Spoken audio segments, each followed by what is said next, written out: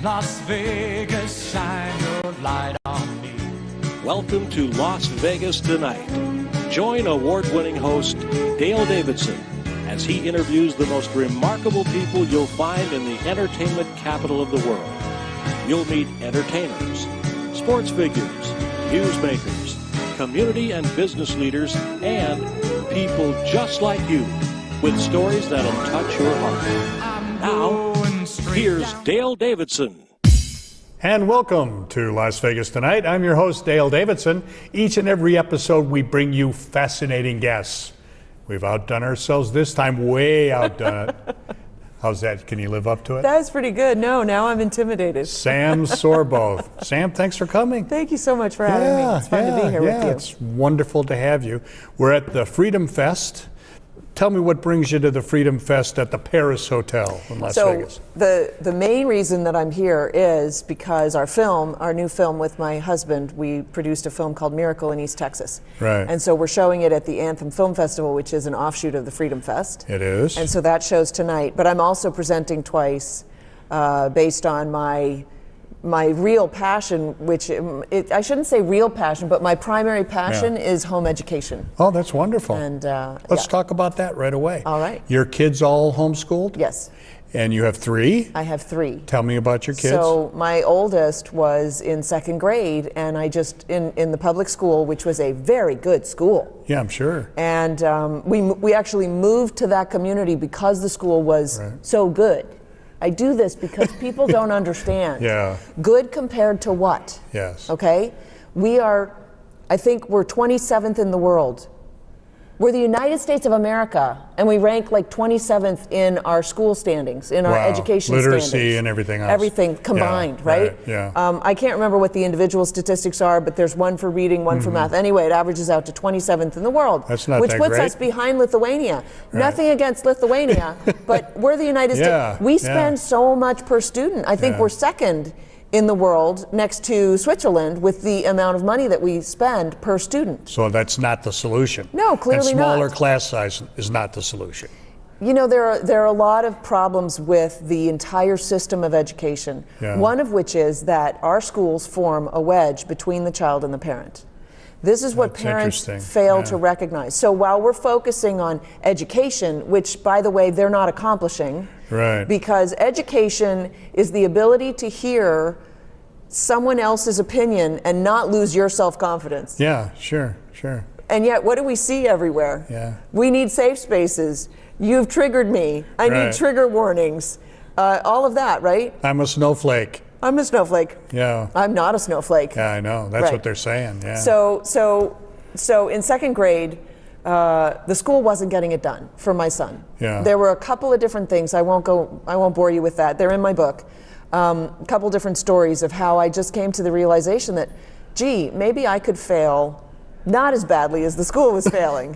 Seriously, because the bar is really low. They set the bar really low. Yeah. So I brought the kids home, and I said to my husband, who was skeptical, obviously, his father's a school teacher. He grew up, and we grew up with sort of the American dream of you go up. Well, he did. I shouldn't say I did, because I hated school, and school really didn't like me. Really? I think I was absent from school like more than anybody ever. Just didn't like going. No, I really disliked it. Yeah. I disliked the social atmosphere. I disliked the way things were taught. They made learning boring. When I got to college and I had to take a history course, and I hated history, I took the hardest course so that it would challenge me, so that I wouldn't get bored and flunk. And the hardest course was a seminar course on American history that was absolutely brilliant. It made history come alive, and I fell in love with history. See, that's what you needed, The other thing our education system does is it bifurcates. You're either humanities, which means that you like reading and you like writing and you're good at those things, or you're STEM, which is absolutely preposterous, and it's an awful thing that we do. All of our curriculum, the way that I homeschool, all of our curriculum is integrated, because science is not without history. Sure, yeah. There is a history of science, and if you don't understand history, you can't understand how science evolved or became the science that we have today. Yeah. But if you separate things, then you're more likely to believe in global warming. Yeah, Just put it that way. Yeah, that's right. That's right. I understand. So I brought the kids home in second grade, and I said, I'll do it for one semester. Just to see. Just to see. Yeah. And I did it for the semester, and I went, this is like the bee's knees. This is like, this is the greatest gift. Mm-hmm. And we are robbing parents of the gift of their children. I say to parents, your children are a gift to you. Why would you send them to someone else to open? Yeah, that's nice. I like that. And it's a travesty. Yeah. So I do say that the school, and I don't blame teachers. They are part of the system. They're sort of suckered into being part of this system. Yeah. But it's a broken system. And the funny thing is, nobody contests that it's a broken system. Everybody agrees, oh, the system's broken. Well, do something about it. Yeah. That's what I'm here to do. For those people, and we'll talk about your book here in a second, but for those people who are considering homeschooling and a little intimidated by the idea, tell me how you got started. Here we go. They're your kids, an inspirational journey from self-doubter to homeschool advocate. So I doubted myself. Yeah, you weren't sure. I didn't think that I could get it done. Can I do this? Yeah. But what convinced me was the school wasn't getting it done, and I went, well, if they can't do it, I cannot do it as good as they can't do it. Yeah, that's right. Right? It's a little convoluted. Yeah, I know what you're saying. But to convince myself, I sort of had to go there. And then about a year and a half in, I really started doubting myself again. Really? And so I enrolled the boys in a tiny private Christian school setting that was part hybrid. It was a hybrid thing, so I would homeschool them 2 days a week, and then they'd go to school for 3 days a week. And I thought this was going to be the be-all and end-all. Oh, yeah. And it turned out that, in fact, when they go to school, they get back on the treadmill. Really? It is a treadmill. It's an assembly line. That's what our schools are. They're the assembly line technique. So get a kid, put him on the treadmill, or on the conveyor belt, I should say, and then just stuff him full of information. Right. And then when he comes out, is he educated? No. He just has a bunch of information. Yeah. But he's never really taught what to do with that information. Just spew it back on a test. Yes, we teach kids what to think, not how to think. Yeah. And so but I hadn't been convinced of that yet. So I thought, okay, this little private school is going to get it done. And after 6 weeks, I went in, had a meeting with the teacher, because I wanted to make sure that I was holding up my end of the deal, right? Right, yeah. And she hit me with about 10 minutes of how well behaved my child was. Because our teachers these days are behavior therapists, like they're behavior specialists. They kind of have to be. They kind of have to be. Yeah. You got 30 kids in a classroom, 25 kids in your main concern is that they don't get out of hand. Yeah, yeah. And so she regaled me with stories of how she put the misbehaved child next to my son because my son was so polite and so well behaved. And all the time, a little voice in my head going, not his job. That's not what he's here for. Yeah. In fact, my response to that, I didn't say this out loud, but I thought, that's not what I want to hear. What I want to hear is he's disruptive. Yeah. I want to hear my son is so enthusiastic with learning. He's raising his hand all the time, interrupting, but why is this? But how is that? Yeah. And I didn't. Yeah. And I sat there going, wow, we're at cross purposes. Yes, yeah. And that's the fundamental difference between two approaches. That's right. Yeah. And that's the difference for our education system and most parents. I would say most parents. What do most parents want for their children? Right. Our education system, what does it want? It wants college prep and career readiness. Yes. Is a parent's greatest desire for their child and what they want to spend that much time on a good job? It's not the be all and end all. That's not what we want. Yeah. At least that's not what I want for my kids. Yeah, we want well-educated people who know how to think. Who know how to think. Yeah, and can who know how to be discern. Good, who know the difference between good and evil, who know how to honor God, who know how to be a member of a community, right? And yet in school, what do we teach? Ageism, by default. Yes. What do we teach? You know, here's another really compelling reason to consider homeschool. You have to understand that when you drop your child off at school, you are tacitly telling them that you are not capable of teaching them. You're tacitly telling them that. Don't tell me that, okay, maybe 5-year-olds don't know this, but other kids know, oh, homeschooling's an option, like homeschooling's there. Right. It doesn't matter anyway. You tell them by dropping them off that the teacher has the authority. They come home, Daddy, you have to sign this. The teacher says you have to sign this. Okay, give it to me, I'll sign it. Whoop, you just went under the authority of the teacher. Right. Now what the teacher says supersedes your authority. Yes. And we wonder why teens come back and go, you can't tell me that, you don't know that. Why our teenagers are like pushing back. Yes. I don't deal with pushback from my kids. Really? It's not that we don't butt heads sometimes, but we discuss it. And and my word goes, Dad's word goes. Yeah. Because we are the authorities in the house. They understand that. And they understand that. Yeah. And no one has questioned our authority to our children. What about the parents who say, my kids won't be socialized? They will be great kids at home. They will be wonderful children. They will be well behaved. They will be educated, but they won't be able to get along with other kids. Well, just be clear. If your main goal in sending your child to school is not education, but socialization, maybe that's one way to get socialized. It's no guarantee. Yeah. Your kid could just as easily be the bullied kid in school, and that would be a horrible experience for them. Yeah, sure. But sure, give it a whirl. Why not? If we're playing roulette, look, we're in Vegas. We might as well gamble with our children. We're gambling with everything else in our lives. So in the back of my book, I have a list of the 10 top objections. I can't do it because. And socialization is one of. Well, what about socialization? That should not be your primary concern. Right. Figure it out. Get your kids involved in karate. Do the soccer thing. There are other ways to socialize your children. And when they're young, they don't socialize. They don't. You put your child in preschool, that child plays next to other child who plays by themselves. Right? I've seen it. And sometimes they fight over toys. And by the way, so this is kind of interesting. Why do you tell your child that they should share? That's like completely anti, right? Like, I mean, we do, and we want them to learn to share, but it's completely antithetical to sort of, but I want it and I want it. Counterintuitive. It's kind of funny. It really is. It's kind of socialist. So if you want to raise good little socialists, that might be one way to do it. There you go. Actually, it is one way to do it. Why do you think Bernie Sanders had so much support in the last election? Oh, yeah. That's interesting. Let's talk about politics for just a minute. And then Why not? I've already blown it with everybody. No, not. They love you already. Oh, funny. There's a huge divide in our nation. No. Right? There is. It's true. Part of it is generational, I think.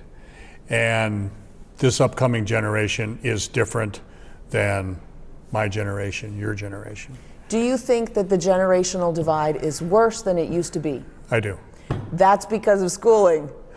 Yeah, it could very well be. You're making my point for me. It's because we're teaching children that their parents' authority doesn't matter. The school's authority supersedes the parents' authority, and the school's telling them socialism is the way to go. You have to care about the planet. Global warming is true. Right. I'm trying to think about like all the other stuff. Oil is bad. Coal is bad. What else are they telling them? Socialism works. Hello? Can I get a history class? Anywhere. You don't have to go back Che that far. Guevara was a good Venezuela. guy. Oh, God. Go online and look up Che Guevara on Wikipedia. He was a good guy and slightly misunderstood. And by the way, just so you know, he did not like illegal immigrants. He hated them and he wanted them all deported. And he was a murderer. Don't forget that part. Well, of course, he was an enormous murderer, and nobody, by the way, he hated gays, okay? So you snowflakes out there with your special, I mean, it's ridiculous. It is ridiculous. They know so little. Yeah, I know. It's just amazing. And that's the product of our education. So you talk about the divide generationally. Absolutely, I would say the biggest cause of that is our education system. And the education system, which, by the way, has been taken over by Common Core. And don't we want our children to be common? Isn't that what we want these days? That's why they called it Common Core. If you don't want your child to be common, I don't know why you're sending them to school. Yeah, that's interesting. So the generational divide, granted. I think that the political divide that you're talking about, that if we can get away from the if we can just talk about liberals, conservatives, believers, non-believers. I think that it has absolutely been enhanced by the Democrat Party to an end. So it's sort of like, do you remember that thing you did when you were a kid and you swung your arms about? and you walk towards somebody and you're like, I'm just swinging my arms here, and if you get in the way, it's your fault. Right, yeah. Okay? I believe this is what the Democrats do. Yeah, yeah. So they say divisive things. They call Trump a racist. There's absolutely no evidence of his racism. Ever. They just don't like what he says, Yeah, okay? right. But they say he's a racist and therefore he's causing a divide. No, you are with your accusations. Right. Do you know he just called out 4 congresswomen, right? Mm-hmm. Didn't name them. And then they called a press conference. And then 4 congresswomen out of the blue said he's talking about us. What did he say about them? Yeah. What did he say? He said they hate America. Yes. Well, so they're copping to hating America themselves. They volunteer. They say he's talking about us because we hate America, but we don't hate America. What? Yeah. Make a decision. Yeah, yeah. I thought it was really amusing that he didn't name them. Right. And then they called a press conference and all 4 of them stood there. Yes. It's By just the like, way, he said they should go back to their home countries. Well, how many of them have home countries that are not America? Just one of the women who spoke up. So the other women clearly were not, he didn't intend them. He must have intended some other women. Yeah, that's I like the way he stirs things up, don't you? He really does. Oh, Trump? Oh, God, yeah. Oh, gosh. He's the greatest gift to the United States of America in a long time. He's a magician, you know. It's like, watch this hand, because down here. Yes, I think there's a lot of that. I think he plays them. Oh, he absolutely does. And I think it's going to get better and better before the election. I can see why you're a radio talk show host. We want to talk about that when we come back. Okay. We will be back with the fascinating, intelligent, and beautiful Sam Sorbo right after this.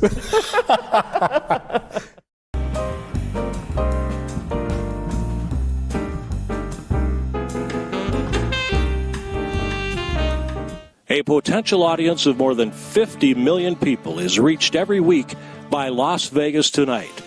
To keep the important message of Christ's love on the air, we need your prayers and financial blessings.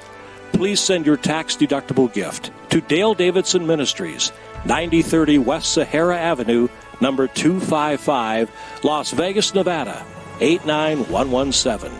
For a donation of $25 or more, we'll send you a copy of Dale Davidson's new book, Las Vegas Tonight, From Sin City to Vegas Saints. You'll love these inspiring stories of Las Vegas Christians who are changing the world. Or donate to the ministry, or order Dale's book by going to vegassaints.org. That's vegassaints.org. Or call us today at 702-480-3989. That's 480-3989. God bless you.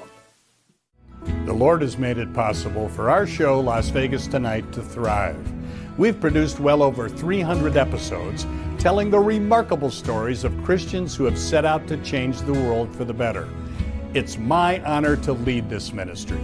As the founder of Dale Wynn Davidson Ministries, I'm commanded to be a good steward of all the donations our partners have so generously provided to us. As you can imagine, it takes a great deal of money to keep this program on the air in the United States and around the world. Please prayerfully consider making a one-time donation or becoming a monthly partner of Dale Wynn Davidson Ministries. Just go to vegassaints.org and select Make a Donation, or send your check or money order made out to Dale Wynn Davidson Ministries, 9030 West Sahara Avenue, number 255, Las Vegas, Nevada, 89117. For more information, call 702-480-3989. Thank you, and God bless you. Drawn by the lights, glamour, and opportunities in Sin City, they come from all over the world, searching for their chance to be a success, or maybe just to have a better life. Be somebody.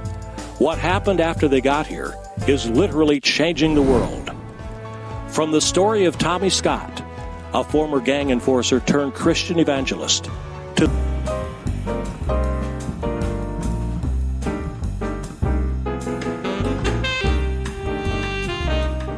Welcome back to Las Vegas Tonight. I'm your host, Dale Davidson. We have a fascinating guest. Fascinating. Mrs. Sam Sorbo. We went through an entire segment without mentioning your husband. Except you said my husband once. I did. Yeah. He's like a famous guy. Do you want to tell anybody who Kevin he is? Sorbo, ladies and gentlemen. Actor, director, writer. Yes. Producer, just like you. You're Yes. all of those things. Yes. Yeah. Only you were on Hercules, but you weren't Hercules. I was Hercules. Herculette? See? Hercules. No, Wow. I played a princess on Hercules. Yeah. And life imitates art. Isn't that funny? Yeah. Yeah. And then here you are. Yeah. His princess. So on our first date, he said to me, I know where I'm going to get married. Because that's what every little boy dreams of, right? It was kind of like, Never. wow, this is an interesting first date. Yeah. And he said, there's a little chapel in the Swiss Alps. And I said, in Garmisch? And he said, yes, how did you know that? And I said, oh, I have a picture of it hanging on my wall that my grandfather gave me. Where I want to get married. And he said, and I'm going to have 3 children, boy, boy, girl. And I said, that's so weird. That's what I'm having, boy, boy, girl. And that's what we had. Wow. That's remarkable. Yeah.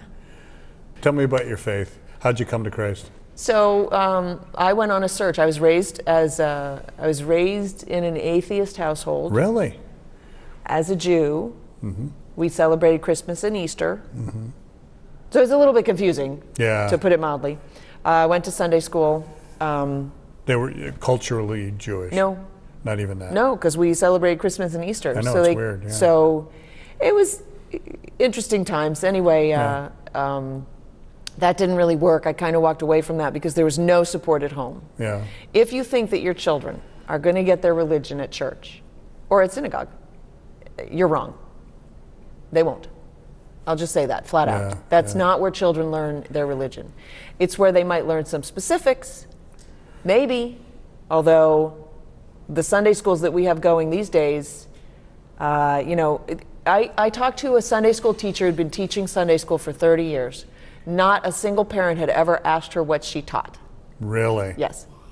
So you need to have these That's not good. conversations with your children. In fact, my second book, which of course I forgot, is a devotional called Teach from Love. And it goes through godly characteristics. And it's good even for teachers in secular schools because there are stories in there that are not biblical, even though Bible stories are perfectly acceptable. You just can't say God this and God that. But the Right. stories of the Bible are all pertinent to today. It's great literature. It is great literature. It's great history. Yeah. And the idea is not that we need everybody to believe in God, but we need everybody to believe in virtue. And we need to understand the definition of virtue. Yeah. And so I wrote this devotional. It's called a school year devotional. It's for parents to sit down with their kids and discuss godly characteristics and why they're important. Why do we tell the truth? Why do we tell the truth? Yeah. And since we're on that topic, why do we swear to tell the truth on a The Bible? whole truth on the Bible. Yeah. Yeah. Some people don't. Yeah. I think John Brennan swore to uphold his oath of office on an unsigned copy of the Declaration of Independence, if I remember correctly. That's odd. It's like signing it on toilet paper. I don't know why you Yeah. would Why would you do that? swearing it on, Yeah. a tissue. Yeah. I don't know. Yeah, we've had a couple Muslim congressmen who have They used swear the in Quran, on the Quran. On the Quran. So which- where in the Quran does it say you may not lie? Yeah. Because our Bible says you don't lie. That's right. That's one of the top 10. saying. That's one of the top 10. I'm just saying, Yeah. And the So- Quran says it's okay. So I went on a search in my 20s and discovered order in the universe. Yeah. There are a lot of different ways to get to God. There are a lot of paths of apologetics. I followed sort of my own. I did some research, and then I started attending church. And the funny story there is, I asked my girlfriend at one point, "Hey, do you go to church?" And she goes, "Yeah." People get weird when you ask Yeah. them if they go to church. And I said, "Would you mind if I tagged along one day?" And she goes, "No, I suppose that'd be fine." Well, she had only just recently restarted going to church. She found a church that she liked, and so she started going again. And the reason that she had stopped going to church is she felt like the church demanded that she proselytize, and she was uncomfortable with see. that. Yeah. So when I reached out and said, "Would you be able to bring me to church?" she kind of did this. "Well, if that's what you meant, I could do that." That's not that hard. Isn't it funny? Yeah, that's right. And yet, Penn Jillette, who's speaking at the Freedom Fest, I know, said something really very clever. He said, if you believe that a train is heading in my direction, right, and I'm standing on the tracks, and you firmly believe that, if you don't at some point haul off and tackle me, I have no respect for you and your faith. So if we believe as Christians yes, in the Bible, in God, in Jesus, right? The idea that we don't share that with people. mm-hmm. I buy a great pair of pants. Somebody says, hey, I like your pants. I say, this is where I got them. This is how much they cost. They're probably still there, or if This they're is not, when they're this on is sale, right. all that, right. yeah. So we used to we travel a lot with our kids, and every single plane ride, every single one of the stewards would come up and say, "Are those your children?" Because sometimes we sit separate, apart. Yeah, sure. We're 5. We can't all sit together. Right. Are those your children? They're so well behaved. They're so polite. Yes. And we'd always say, thank you, they're homeschooled. But I'm stopping doing that. Now I say, thank you, they're Christian.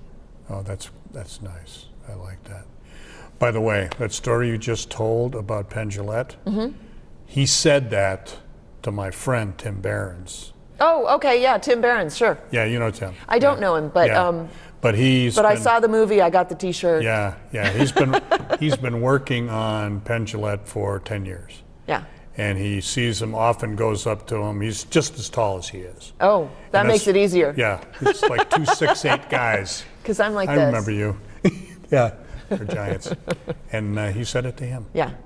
And it's really an interesting thing, and that's the one thing I respect about Penn Jillette. Oh, that's it. He's an honest broker. Yeah, he is. He used to be less that. Yeah. So yeah. to me, he's come a long way. Yeah. And to be a libertarian and to be vocal about what he believes in, I hand it to him. It is difficult to have conservative values. And be in show business. Certainly to be in show business, but even just in today's culture, it's difficult. I know too many conservatives who won't talk about, at any workplace, they won't talk about it. Yeah. There was a woman up in Portland, she's a writer, a reporter, and she started #MeNeither. And she wanted to have a conversation questioning some of the accusations that are just, people just make accusations and they don't require any kind of evidence because we are no longer evidence-based. Yes. We've become all feelings-based. Yes. Why? This is a quiz. Why? Education. Education. Thank you. No, but I here's got the there. thing. It took me a while. But the thing is, it's true. I'm speaking truth. Yes. In fact, there was a big push in the past, I'm going to say 15 years, to shift to emotional education. So there's a lot of the education now that is emotionally based. Well, that makes sense because it's all relativistic. And how do I feel about this? Well, Common Core math. Yeah. If you say 5 and 5 is 11, as long as you can show how you got there, It's okay. it's okay. Yeah. Amazing, right? Yeah. Speaking of which, do you consider yourself a libertarian? No. No. Conservative. Yeah. Because of their social standing. I mean, their social issues. It's just standing. I'm more conservative than anything. Yeah. And so once I found conservative, I'm like, oh, check that box, and then I didn't you were really look done. any further. Yeah. I know some of the positions of libertarianism. Yeah. I still believe that we need a central government, but it needs to be Right. small. Yeah. And and by the way, the Libertarian Party is a fairly vast spectrum. Yes, it is. So if I don't identify with the guy out here, I probably quite identify with the guy over Yeah, here. right. And so you just have to, Well, that's the way parties used to be. Ronald Reagan said, the big tent. Mm-hmm. If you say you're a Republican, come on in. right. We'll cure you. Right. And we want to Right, participate. and we'll help but you now out. And it's, if you're willing you're to this- consider, Yeah. right? And we want Yeah. you to consider the different issues, and you consider your position and Yeah. their position and the different sides. Yeah. But that's not the case with the Democrats anymore. No, it's not. Because they've gone full tilt leftist. Oh, it's socialism now. Yeah. Yeah. Agree with this or you're a bigot, by the way. Right. Yeah. Right. Or you're, what's the word? Deplorable. Oh, deplorable. And basket of deplorables. and irredeemable. And that was the most important thing. Wow. Everybody fixated on deplorable. Yeah. But the next thing that she said, Hillary, was you're irredeemable. What does that mean? Wow. If you can't That's redeem anti-Christian. it, well, it is. Yeah. And if you can't redeem it, what value does it have? Yeah. Zero. Yeah, And that's sure. where they come off. That's where the communists came off, and they buried, well, they didn't bury, 100 million people in the last 100 years. Yeah. Because those people were deemed to be irredeemable. Worth nothing. Worth nothing. Yeah. What does Christianity say? Yeah. Everybody is redeemable. Yes. Everybody has value. That's right. So, you make your choice. Everybody has value, or maybe you have no value. Wow. And that's where that leaves us, with this nihilistic. Why do you think we have a rise in teenage suicide? They're products of our education system, which teaches them what? That they are accidents of nature, that Darwinism is fact, which it isn't, yet to be proved. It's Remember, a theory. It's the only a missing theory. link, we still don't have that. Right. Darwin himself argued against it in the book. Wow. If you read the book, he said without finding that missing link, none of this is basically worth anything. Yeah. But just in case. But here's we're what I teaching, believe. well, just in case, he published his book in advance of someone else, that he found out someone else was going to publish it. Wow, is that right? Yeah. Yeah. So he wanted to get the scoop on Yeah. them. Yeah. And so he knew that it was incomplete. Sure. It is incomplete. Sure. But it's easy for nihilists, progressives, socialists, Marxists, leftists, Whatever. the Reds, to say, oh, okay, this is the truth. How dare they teach children in school that they are accidents of nature? Yeah, I know. It's horrible. It's child abuse. Yeah. And speaking of attitudes and irredeemability, we're teaching our kids by being pro-abortion that there is no value to human life. That's right. Period. That's so right. why not hang yourself? This is a disaster. Isn't that kind of what's going on? It's a disaster. Yeah. There's another component of this, and that is that because we have become so affluent as a society, Right. our children aren't needing to work. True. Right? It used to be you had 8 kids Yeah. because you needed people on the farm. On the farm, you needed them right. milking the cows early Right. in the morning and Yeah. gathering the eggs and stuff. And we don't have that anymore. And so I really encourage parents to give their children chores that are necessary. Yes. There's too many stories of older children who say that they considered suicide, but they couldn't do it because they knew that their younger siblings needed them. We need to make our children feel included Interdependent. in a family relationship. Yeah. Why do I have trouble with the education system? It's because it pulls children out of the family. It pits them against each other through ageism, because we have ageism in our classrooms. Sure we do. And then it spits them back out, and so you have a less cohesive family unit, and the children have been taught that they're accidents, Yeah. and they've been taught that they're better than or worse than their siblings. Right, right. And so it's an untenable equation. And now when we first started with public school, which was not at the beginning of this nation, by the way, it seemed like this was going to be a great thing. And we were teaching biblical values, Oh, and yeah, we were sure, teaching sure. how to be a functioning citizen, how to be a member of society and stuff. And At a fairly high level. I mean, high school education was like college well, today. Yeah, that too, right? Yeah. And so we've seen the decline in education, and I don't understand why there aren't more people sort of outraged, as I am, about the situation that we find ourselves in now. I mean, I pay my taxes Yeah. for an education that we're not getting, but it's third-party payer, right? So we're paying taxes, Yeah. Yeah. and then the government says, okay, this is for the schools, and so we don't even know, really. We don't appreciate that. Yeah, the single biggest reason I think private schools work, whether they're Christian schools or parochial schools or just prep schools, is parental involvement, because they're paying a lot of money. And I think the parents want results. Invested, right, then they're invested. Yeah, and they're directly Right. involved in it. Right. And I think that has a lot to do with it. Right. I mean, so many parents today just dump the kids off. Say, see ya. And they Have a good think- day. and I'll they- be drinking. Well, no, come on. But they think that they've delegated responsibility. Yeah. And the fact is that you cannot, because the responsibility is always yours as the parent. Yeah. And this is but here's the thing. The schools are complicit in this sort of equation, telling the parents, hey, you back off. We've got it from here. And then they send homework home for the parents. Right. Make sure that your child does X, Y, and Z. Right. Make sure that you bake the cookies for the bake sale, all of that, right? And we're good students. Because why? Because we all went to public schools. Yeah, we know So this. we know how to sit in a chair, behave, follow directions. Right. This is why so few people think that they can homeschool, is because they're products of the education system, and they were taught, as I was taught, that they are incapable of doing anything that they haven't been formally instructed by somebody at a blackboard. Yeah. Right? Yeah. And so we have this situation where now it's sort of compounded, because it's generation after generation that has this same experience. And in fact, the opening, I got to read this now that I've come to here, the opening quote in my book. This is Bertrand Russell, who was quoting Fichte, who was the head of philosophy and psychology at Prussian University, which is what influenced our entire school movement, right? Okay. Here in the States. As you know, our school movement was basically created over in Russia, Germany. Sorry. Yeah, Germany. Education should aim at destroying free will, so that after pupils are thus schooled, they will be incapable throughout the rest of their lives of thinking or acting otherwise than as their schoolmasters would have wished. Wow. So they are training citizens to behave like sheep. slaves, Yeah. like sheep. Yeah. Now, why don't we have civic education in our school system anymore? We used to. We used to. Yeah, I went through those classes. We don't yeah. really. 2 weeks maybe. Maybe Yeah. maybe they focus on it. We had at least a semester of civics explaining Right.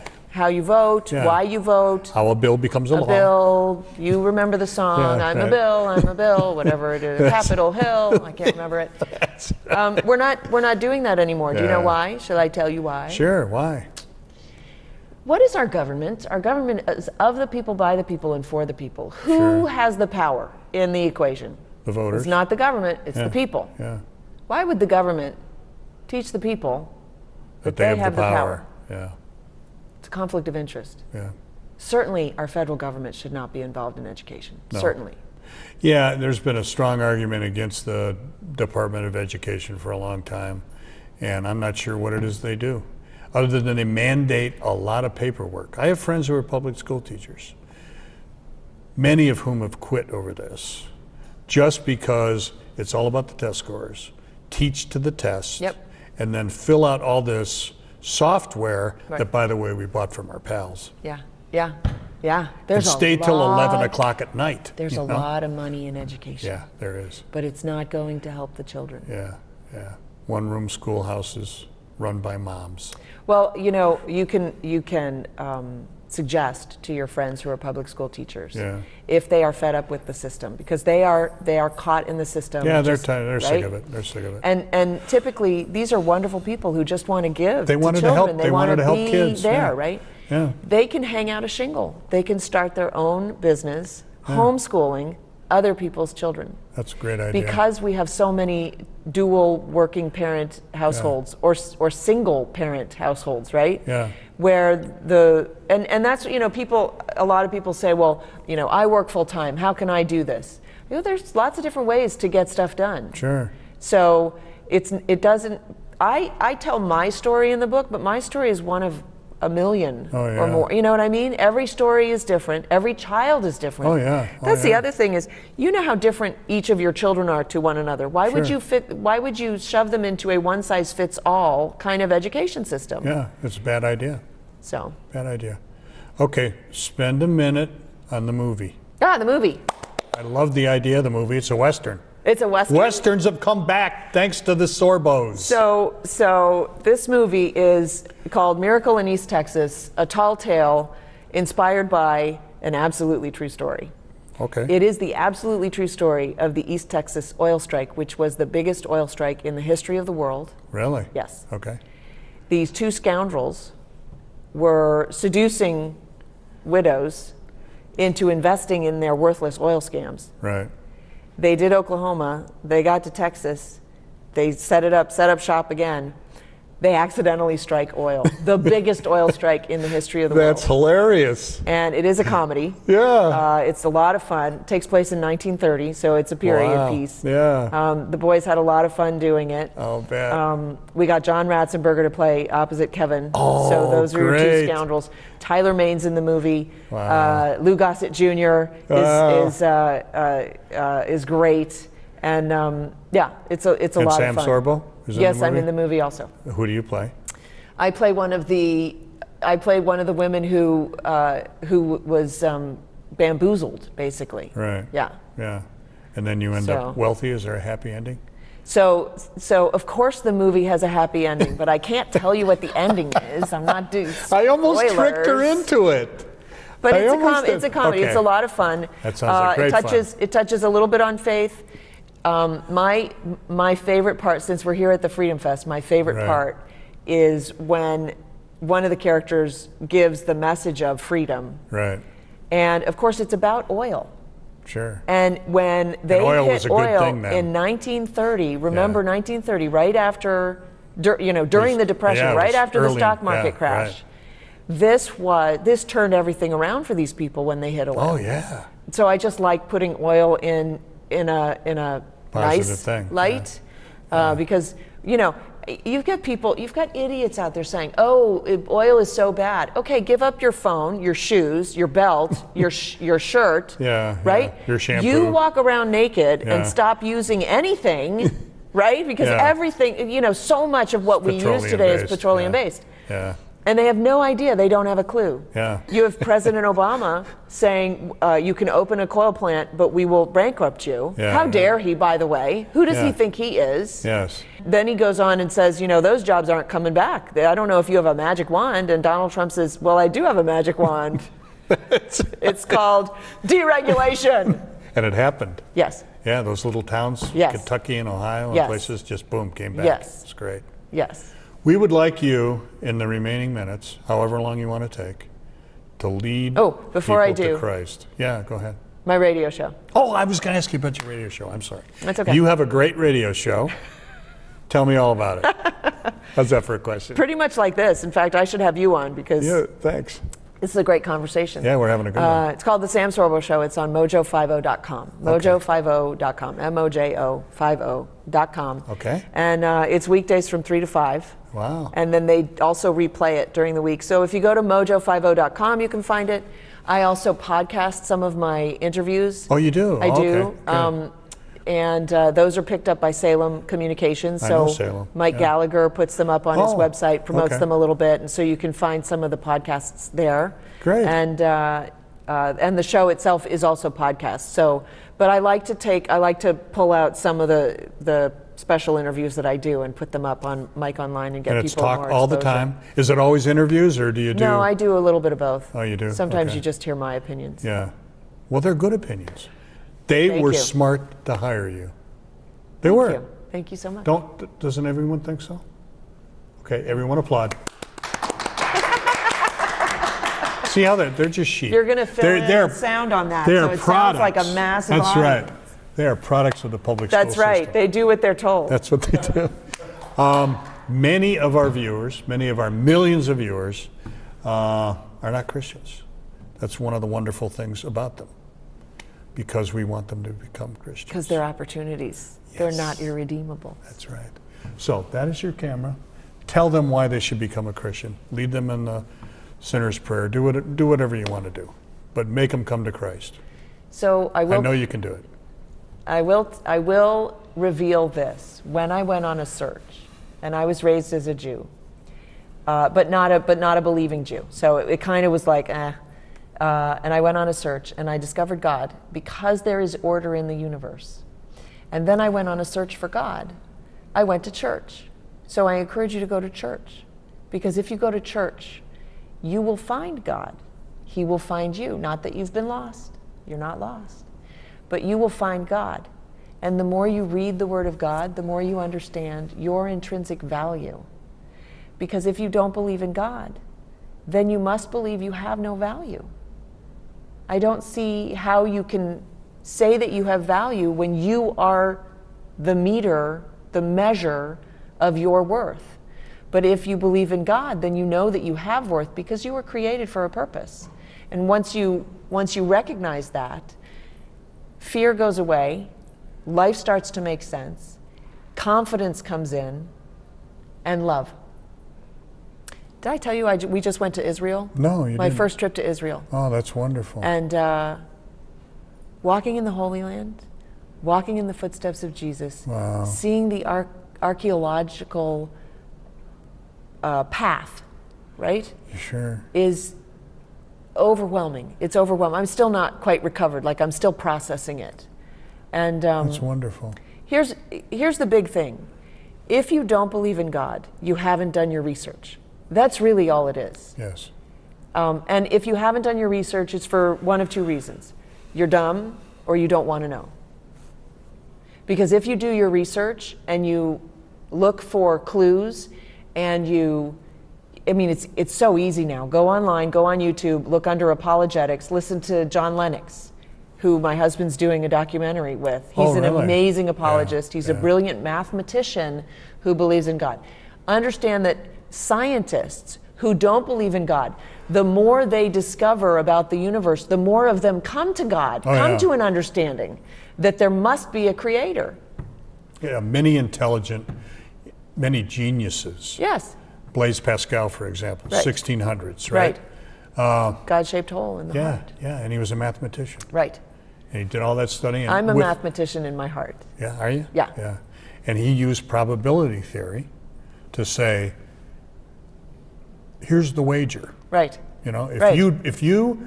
if I'm right, and God exists, and heaven exists, and hell exists, and you reject that, right? You have made a wager. Right. Okay? Right. That's your bet. Yeah. Yeah. And you've bet your eternal life. Right. On the other hand, if I'm wrong, and you do all of those things, all the good things, Right. what happens? You had a good life. And Right. if I'm wrong, and it's all over, Right. you had a good life. If in that bet somehow it's incorrect. So, if you have any intelligence at all, why not believe in it? And the Well, funny but the other thing thing is it's uplifting, like it's the pragmatic choice too. Yeah. Because to believe that there is no God, to believe that there's nothing, good heavens, I don't know how you go through life. I know. Every little setback is like, I might as well kill myself now. Yeah, I know. Which is what we're doing to our children. I know. So, It's tragic. Thank you for coming on the show. thanks for having me. Come again. I mean it. Happy to. She's very intelligent and beautiful and all that stuff. We are all very jealous of Kevin Sorbo, by the way. Every man in this room has fallen in love. Aw. It's true. You're sweet. Anyway. Oh, samsorbo.com. That's right. That's how you get the book. samsorbo.com. My devotional is there also. And what's the devotional called again? It's called Teach from Love, and you can also find Let There Be Light. By the way, if you don't That's a great believe in movie, God, by the way. if you don't believe in God, go see Let There Be Light. That's right. Your husband. And if you do, go see Let There Be Light. Yeah, he was. You were all Phenomenal. good. Everybody was good in that movie. It really was. Thank you. Yeah. Thanks. All homeschoolers need to watch that movie. Yeah. We'll send it to them free. Homeschoolers are on the right track. I want the other people to watch that movie. That's right. There you go. Thank you, Sam. Appreciate it. Thank you. God bless you. And God bless you all. And as I try to say, and remember each and every time, when it comes to Jesus Christ, follow him, will you? God bless you. The Lord has made it possible for our show, Las Vegas Tonight, to thrive. We've produced well over 300 episodes telling the remarkable stories of Christians who have set out to change the world for the better. It's my honor to lead this ministry. As the founder of Dale Wynn Davidson Ministries, I'm commanded to be a good steward of all our partners have so generously provided to us. As you can imagine, it takes a great deal of money to keep this program on the air in the United States and around the world. Please prayerfully consider making a one-time donation or becoming a monthly partner of Dale Wynn Davidson Ministries. Just go to vegassaints.org and select Make a Donation, or send your check or money order made out to Dale Wynn Davidson Ministries, 9030 West Sahara Avenue, number 255, Las Vegas, Nevada 89117. For more information, call 702-480-3989. Thank you, and God bless you. Hello, I'm Dale Davidson. I hope you've enjoyed this episode of Las Vegas Tonight. Allow me to take just a few moments to let you know how you can learn more about some of the fascinating guests that I've interviewed. My new book, Las Vegas Tonight, From Sin City to Vegas Saints, is now available around the world. In it, I profile amazing people who make Las Vegas something much more than just a place to party. These compelling stories often tell of people who came to Las Vegas for reasons much different than the innovative ministries they ended up leading right here in Sin City. Take, for example, Tommy Scott, known as Hitman to his fellow members of an infamous gang in South Central Los Angeles. Tommy was serving time in a Las Vegas jail and contemplating suicide when a couple of pastors visited him in the lockup and led him to Christ. Tommy immediately began studying the Word and has become an on-fire evangelist and Christian author. Then there's Annie Meadows. Annie began life in a rural part of Kentucky, increasingly was fascinated with the occult, and eventually became a full-fledged witch. Rejecting anything having to do with God, she angrily vowed never to attend church or have anything at all to do with religion. Then, like Tommy, she had an encounter with the living Christ and now travels the world as a gospel singer and writes Christian children's books. Pastor Chris Chappell was an avowed atheist who also wanted nothing to do with the Lord. He was a successful businessman who felt he surely didn't need Jesus. His wife and father-in-law convinced him to attend church, and he felt a stirring that made him investigate the Bible's claims.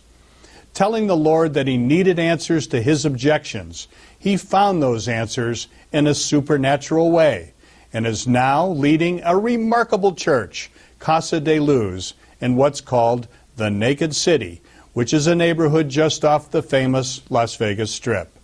This formerly crime-ridden area is now experiencing a remarkable turnaround, and his church is serving that community in amazing ways. Doc Jones traveled to Las Vegas from New York on a personal mission to make as much money as he could.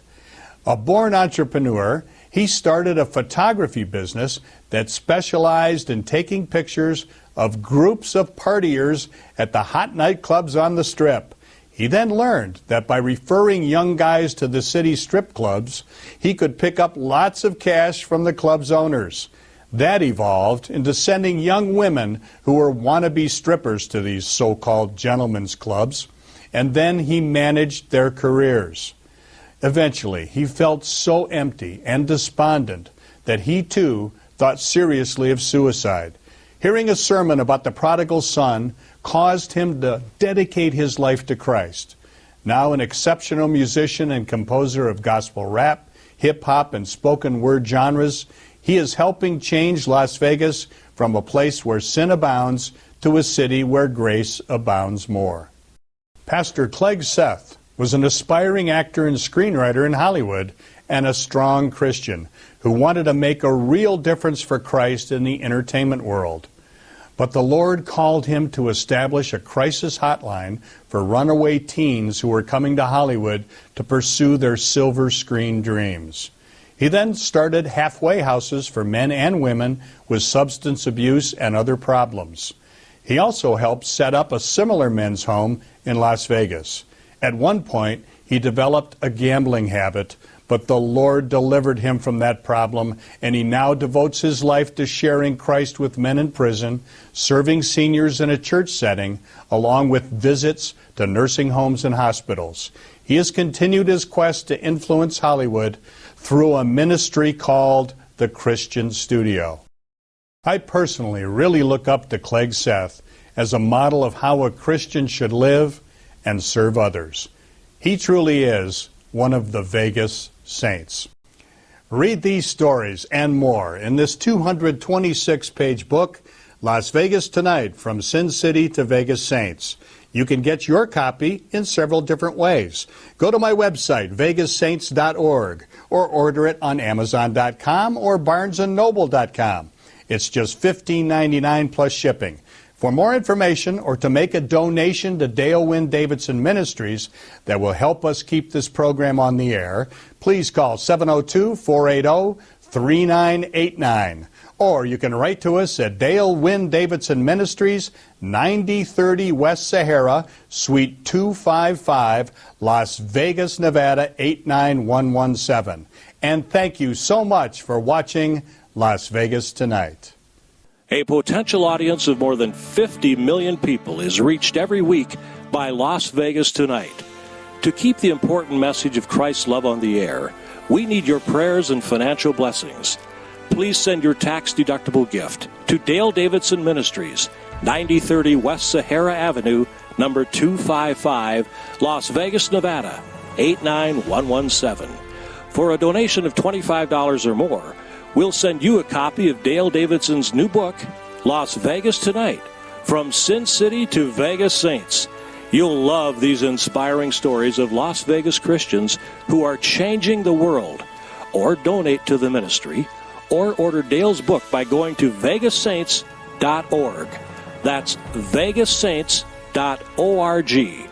Or call us today at 702-480-3989. That's 480-3989. God bless you. From the story of Tommy Scott, a former gang enforcer turned Christian evangelist, to the Hookers for Jesus Outreach Ministry, to the heart-wrenching story of Arturo Martinez and his heroic act of forgiving the man who assaulted and murdered his wife and 10-year-old daughter. Las Vegas Tonight presents an extraordinary depiction of Las Vegas as a city of transformation, from Sin City to Vegas Saints. Las Vegas Tonight, From Sin City to Vegas Saints, a collection of true stories of transformation, people whose lives were transformed, and people who are now transforming the world. A potential audience of more than 50 million people is reached every week by Las Vegas Tonight. To keep the important message of Christ's love on the air, we need your prayers and financial blessings. Please send your tax-deductible gift to Dale Davidson Ministries, 9030 West Sahara Avenue, number 255, Las Vegas, Nevada, 89117. For a donation of $25 or more, we'll send you a copy of Dale Davidson's new book, Las Vegas Tonight, From Sin City to Vegas Saints. You'll love these inspiring stories of Las Vegas Christians who are changing the world. You've been watching Las Vegas Tonight with Dale Davidson. Send your tax-deductible gifts to Dale Davidson Ministries, 9030 West Sahara Avenue, number 255, Las Vegas, Nevada, 89117. Or call 702-480-3989. Thanks for watching.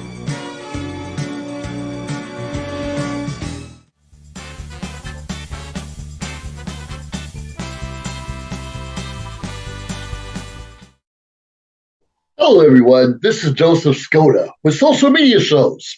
Well, I thank all of you for your support through these last several years, and it's been a lot of fun. We've given people a voice they never had before. Now, Social Media Shows is always collaborating with our veterans to help them do things and help out the veterans who are struggling today. And we teamed up with GI Connections, connecting veterans with resources. So please consider helping and donating to this great cause, because we're always doing things for veterans. So GI Connections, Social Media Shows, and you is what makes the world a better place. Once again, Joseph Skoda, proud United States Air Force veteran.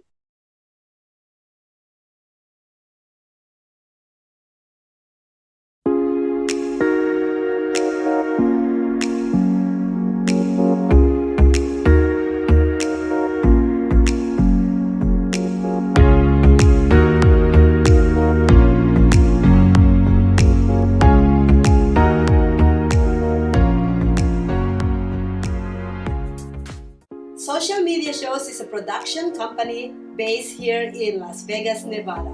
We offer these services.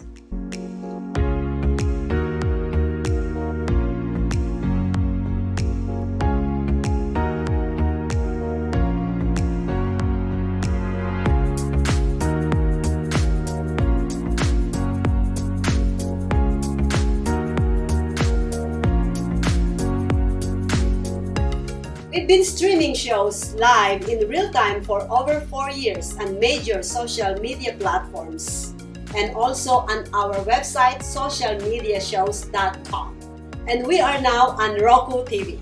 We welcome you to have your own show on our TV network. Call us 651-955-8743 or email us at admin@socialmediashows.com.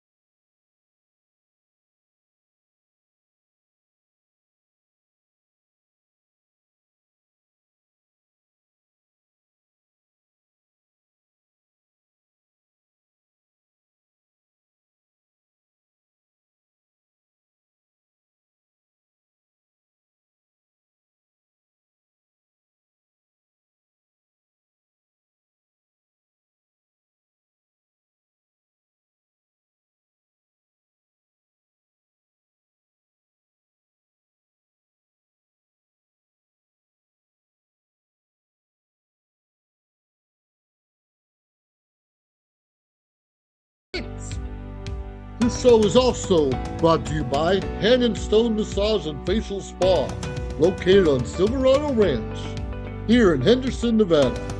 Restore, relax, and refresh. Let's not forget our very own Merrill and Marek comedy show. This fun, comical TV sitcom duo with Social Media Shows Network loves to make you laugh. Mahal Empire Productions. It's a filmmaker based in Las Vegas, Nevada. Founded by Michael and Soniya Mahal and are dedicated to making feature films.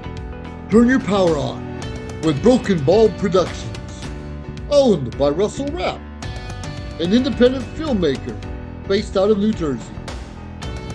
This show is brought to you by, let's not forget, our very own GI Connections. It's a non-profit organization that connects veterans with resources. We're also proud to recognize Colorific Arts with Soniya Scott. Painting is the expression of emotion and feeling deep within one's heart. Let's not forget Macoma Environmental Technologies. Global research, development, and manufacturing of innovative photocatalytic products. Our show was also brought to you by Carmelo Rodriguez, who is the author of a best-selling book called Smile. It's based on true events. It's the story of a couple building a family. Get your copy of his book at Amazon today. We also love our musicians. Think about Frank's Tribute, an all-star band. It's a Green Bay-based band with Let Me Be Frank's Productions, family owned by Frank Hermans, who happens to be a veteran entertainer.